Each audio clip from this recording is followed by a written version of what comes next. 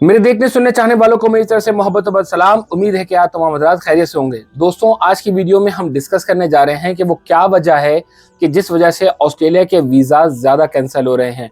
वो कौन कौन से इश्यूज हैं और उनको किस तरह हम मिटिगेट कर सकते हैं, किस तरह रेक्टिफाई कर सकते हैं। तो मेरे साथ रहिएगा, आपको बहुत ज़्यादा मज़ा आने वाला है। चलते हैं वीडियो की जानिब। लोगों ने अपने ये ख्वाब सजाए हुए हैं, स्टूडेंट्स ने ये ख्वाब देखा हुआ है कि हम बाहर जाएंगे, ऑस्ट्रेलिया जाएंगे, पढ़ेंगे और पढ़ने के बाद वहाँ सेटल हो जाएंगे। मगर अनफॉर्चुनेटली प्रीवियस ईयर्स के अंदर ये बात देखने में आई है कि इस ईयर यानी जो पिछला साल गुजरा है, इस साल सबसे ज़्यादा ऑस्ट्रेलिया की रिजेक्शन आई है वीज़ाज़ के हिसाब से। स्टूडेंट की अप्रॉक्सीमेटली 20%, जी हाँ, आपने सही सुना, 20% जो है वो रिजेक्शन आई है। इसकी क्या वजह है? इसकी वजह बहुत सारी हैं। मैं एक एक करके आपके सामने डिस्कस करता हूं और उनका सोल्यूशन भी आपके सामने डिस्कस करता हूं। सबसे पहली वजह यह है कि जो ऑस्ट्रेलिया ने अपनी माइग्रेशन पॉलिसी बनाई है, उस माइग्रेशन पॉलिसी को मद्देनज़र रखना है, यानी उनको अपने साथ ज़रूर रखना है, जहन में रखना है। सबसे पहली वजह यह है कि नॉन जेन्युइन स्टूडेंट, वो लोग जो ऑस्ट्रेलिया पढ़ने नहीं आते तो ऑस्ट्रेलिया वीज़ा के ऊपर है, स्टूडेंट वीज़ा पर हैं, मगर अनफॉर्चुनेटली उनका काम पढ़ना नहीं होता, उनका काम यहाँ पर जॉब करना होता है। जॉब करने के हवाले से वो क्या करते हैं, वो यूनिवर्सिटीज़ में भी पढ़ते नहीं हैं, या कभी जाते हैं कभी नहीं जाते हैं। फिर जब उनके टेस्ट होते हैं तो वो फेल हो जाते हैं, या वो इसी तरह डेफर करते रहते हैं और डेफर करते करते वो बहुत सारा टाइम गुजार देते हैं, या वो फुल टाइम जॉब करने लग जाते हैं। तो नॉन जेन्युइन जो स्टूडेंट हैं, उनकी पकड़ धकड़ के अंदर जो जेन्युइन स्टूडेंट्स हैं, उनकी भी कहानी खराब हो जाती है। तो जो स्टूडेंट्स पढ़ना चाहते हैं वो पढ़ने के लिए आते हैं, जो काम करना चाहते हैं वो काम के उसके ऊपर आएगा। इस वजह से ये सबसे बेसिक रीज़न है कि जो नॉन जेन्युइन स्टूडेंट हैं उनकी वजह से रिस्ट्रिक्शंस और कर दी गई है। ऑस्ट्रेलिया ने रिसेंटली अपनी एक इमिग्रेशन पॉलिसी बनाई है, उस वीडियो को भी ज़रूर देखिएगा। मैं उसके कुछ पॉइंट यहाँ पे डिस्कस कर देता हूँ, तो वो मेरी वीडियो देखने के लिए लिंक पे क्लिक कीजिएगा, साथ में आ रहा होगा, तो वहाँ जाके आप पूरी इमिग्रेशन पॉलिसी देख सकते हैं। अपने डॉक्यूमेंट्स जो हैं वो कंप्लीट रखें, कोई भी डॉक्यूमेंट मिस नहीं होना चाहिए। यानी अगर आपसे 10 डॉक्यूमेंट मांगे गए हैं तो आप उनको 10 दे दें, मुकम्मल तौर पर दें, डिले बिल्कुल भी ना करें। टाइम पीरियड शॉर्ट होता है, उस टाइम पीरियड में अगर आपने लिंगर ऑन किया या आपने नहीं दिए तो आपके साथ इशू क्रिएट हो जाएंगे। और मैं तो ये कहूँगा कि अगर वो आपसे 10 डॉक्यूमेंट मांगते हैं तो आप ज़्यादा ही उनको डॉक्यूमेंट जमा करा दें ताकि इश्यूज़ ना हो। तो सबसे पहली रिक्वायरमेंट ये हुई कि आपने जो भी डॉक्यूमेंट देने हैं वो डॉक्यूमेंट आपने वक्त पर देने हैं, टाइम पर देने हैं। सेकंड बात यह है कि वो डॉक्यूमेंट फेक नहीं होना चाहिए। लोग आपको ये बेवकूफ़ बनाते हैं, ये कह देते हैं कोई बात नहीं चल जाएगा, फेक एक्सपीरियंस बना दो, फेक डॉक्यूमेंट बना दो, फेक स्टेटमेंट बना दो। ऐसा बिल्कुल भी नहीं चलना चाहिए। आपके जो डॉक्यूमेंट हैं, जितने डॉक्यूमेंट हैं, आप वो जेन्युइन डॉक्यूमेंट भेजिए। चाहे आपके नंबर ज़्यादा हों, चाहे नंबर कम हो, कुछ भी हो, मगर आपका वो डॉक्यूमेंट ओरिजिनल होना चाहिए। मैं प्रमोट बिल्कुल भी नहीं करूंगा कि आप अपने फेक डॉक्यूमेंट बनाकर उसे अपलोड कर दें, ये काम बिल्कुल ना कीजिएगा। इसके बाद बात कर लेते हैं कि जो हमारे फाइनेंशियल स्टेटमेंट्स हैं वो डेफिनेटली आपके जेन्युइन और एक्चुअल होने चाहिए।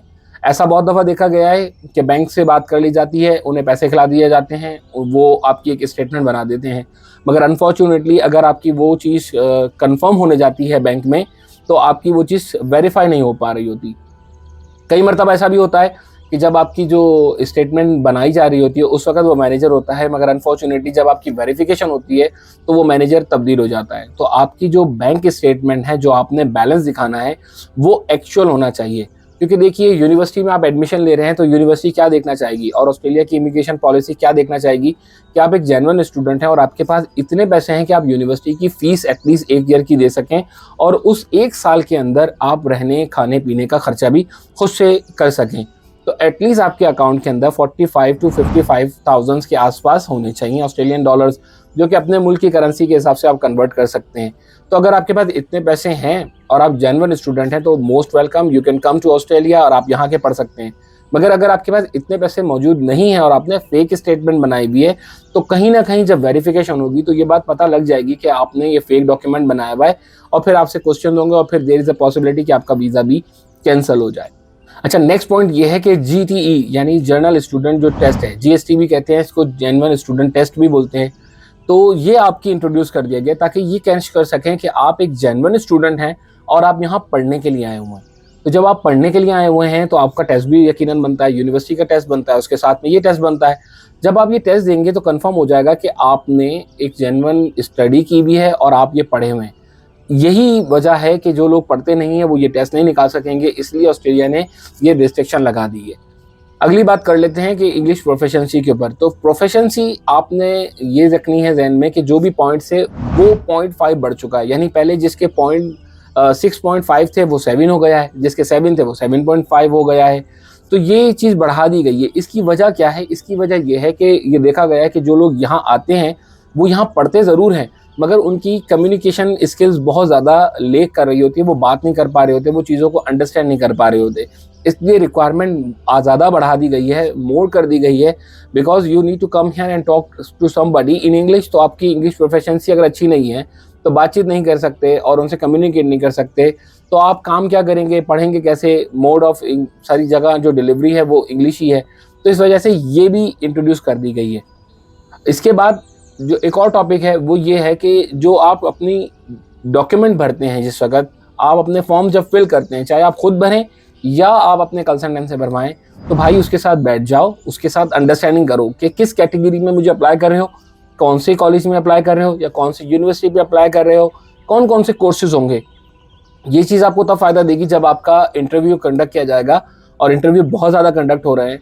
तो जब इंटरव्यू जब कंडक्ट किया जाएगा तो आपसे पूछ लिया जाएगा कि बताइए आप क्या सब्जेक्ट पढ़ना चाह रहे हैं, आपकी डिग्री कौन सी है, कौन सी यूनिवर्सिटी होगी, क्या क्या पढ़ेंगे। तो आपको एटलीस्ट ये जवाब देने के लिए आसानी होगी कि मैं इस स्कूल में पढ़ रहा हूँ या इस कॉलेज में पढ़ रहा हूँ और मैं यहाँ अप्लाई कर रहा हूँ और मेरे कोर्सेज ये होगी। फील्ड का भी सिलेक्शन होना बड़ा ज़रूरी है। अगर आपने पढ़ा हुआ है मैकेनिकल इंजीनियरिंग और आप जाना चाहते हैं इलेक्ट्रॉनिक इंजीनियरिंग में, तो देयर इज अ डिफरेंस, कि दोनों फील्ड अलग अलग हैं। तो आप क्यों पढ़ना चाहते हैं? तो ये चीज़ भी जहन में रखना है कि अपने कंसल्टेंट से बात करके ये वेरीफाई करना होता है कि किस मुझे प्रोफेशनसी में आप डाल रहे हैं या किस पैशन में आप मुझे वहाँ डाल रहे हैं। तो उस हिसाब से आपने फॉर्म फिल आउट करने हैं, केयरफुली वो सारा काम करना है। गलतियाँ हो जाती हैं। गलतियाँ ये हो जाती हैं कि ये कंसल्टेंट आपको ये कह देता है कि आपने इस कैटेगरी में चले जाएं, इसकी पीआर है, मगर आपकी कैटेगरी के साथ वो मैच नहीं कर रहा। आपने पढ़ा हुआ कुछ और है और अप्लाई कुछ और कर रहे हैं, तो इस वजह से प्रॉब्लम क्रिएट होती है। तो you have to be very very careful कि जब आपने जो चीज़ अप्लाई करनी है तो उसको जहन में रखना है कि मैं कौन सी फील्ड के अंदर कर रहा हूँ। और एकेडमिक गैप बहुत ज़्यादा नहीं आने चाहिए, यानी आपने 10 साल पहले अगर कोई कोर्स किया था, अब आप पढ़ना चाह रहे हैं, तो हाउ दे कैन वेरीफाई कि आप एक जेन्युइन स्टूडेंट हैं। वो इसी तरह वेरीफाई करेंगे कि आपसे सवालात पूछेंगे, और सवालात जब पूछेंगे तो आप फंस जाएंगे। तो मेरा कहना ये है कि आपने जब भी अप्लाई करें तो कंसल्टेंट के साथ ज़रूर अलाइन करें अपने आप को, ताकि आपको ये समझ आ सके कि वो क्या फिल आउट कर रहा है और आपने जवाबात क्या देने हैं। तो दोस्तों ये वजूहात हैं कि जिस वजह से हमारी जो रिजेक्शन है ये ज़्यादा आती है, क्योंकि नॉन जेन्युइन स्टूडेंट होते हैं, अपने डॉक्यूमेंट वक्त पर नहीं देते, डॉक्यूमेंट में लीक होता है, एकेडमिक जो होते हैं वो फेलियर्स होते हैं, और इसके साथ साथ फाइनेंशियल स्टेबिलिटी बिल्कुल भी नहीं होती है। तो इनको जब चीज़ों को करेक्शन कर लेंगे तो देयर इज़ अ प्रोबेबिलिटी कि आपके जो यूनिवर्सिटी में जिस अप्लाई कर रहे हैं तब आपकी रिजेक्शन नहीं आएगी।